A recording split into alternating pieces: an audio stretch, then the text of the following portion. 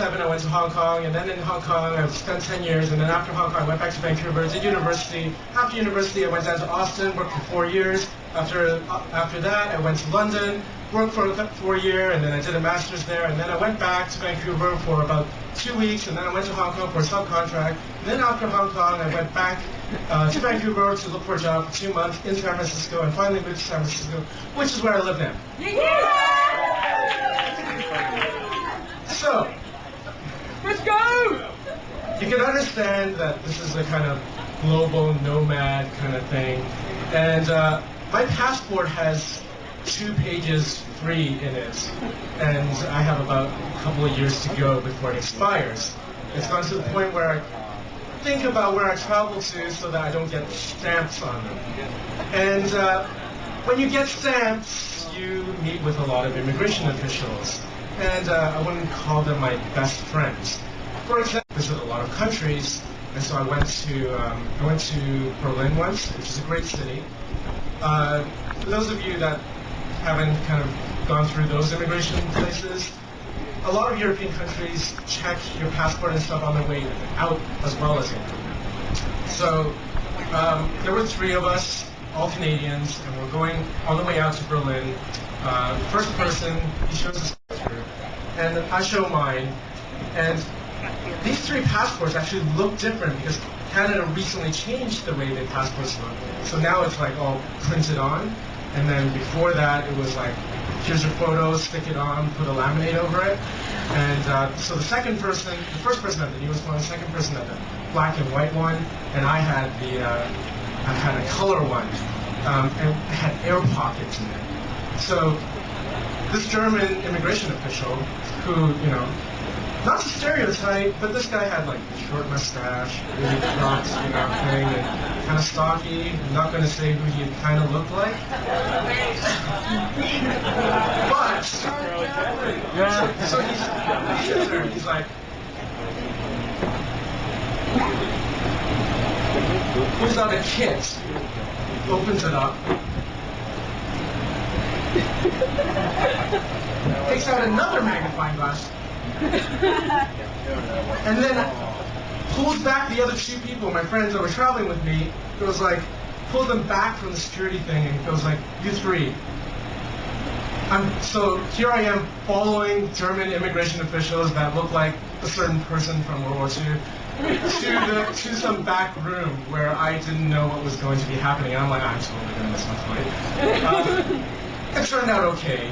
And actually, the funny thing about this is it was one of the tamer stories I have, because the American ones are far worse.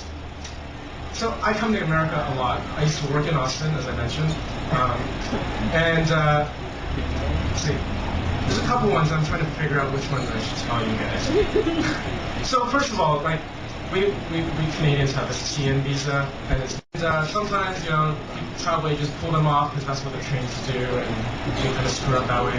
So I come through once, and the immigration official says, I'm sorry, you need this other piece of paper, and I'm like, I don't think I do, but okay. He's like, you're gonna have to go to the back room. So I go to the back room, and within 2 minutes, the guys in the back room are like, hey, you don't really need to be here.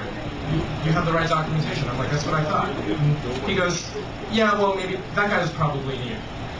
2 weeks later, I'm going through this immigration again, and the same, it was Reagan International, and same thing happens. The guy's like, I'm going to have to take you, you're going to have to go to the back room, this isn't the right documentation. I'm like, you know, the last guy said that, and then the back room said that I really didn't need to. And he goes, well, you're just going to have to go to the back room and have them tell you that again.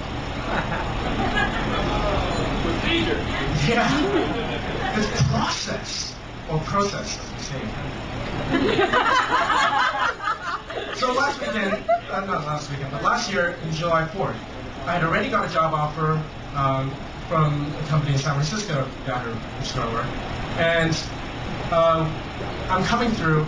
So I've come through a few times for job interviews with no problems. And this time I'm not there for a job interview. I already have a job. I'm going to get a visa. I'm going for my friend's wedding. And he's like, so what are you coming here for? I'm like, my friend's wedding. He's like, are you sure you're not here for a job interview? I'm like, no, I was the last few times, but I'm not this time. He's like, you've been here a lot. You used to work here quite a bit. I'm like, yeah, I did. He's like, haven't you had enough?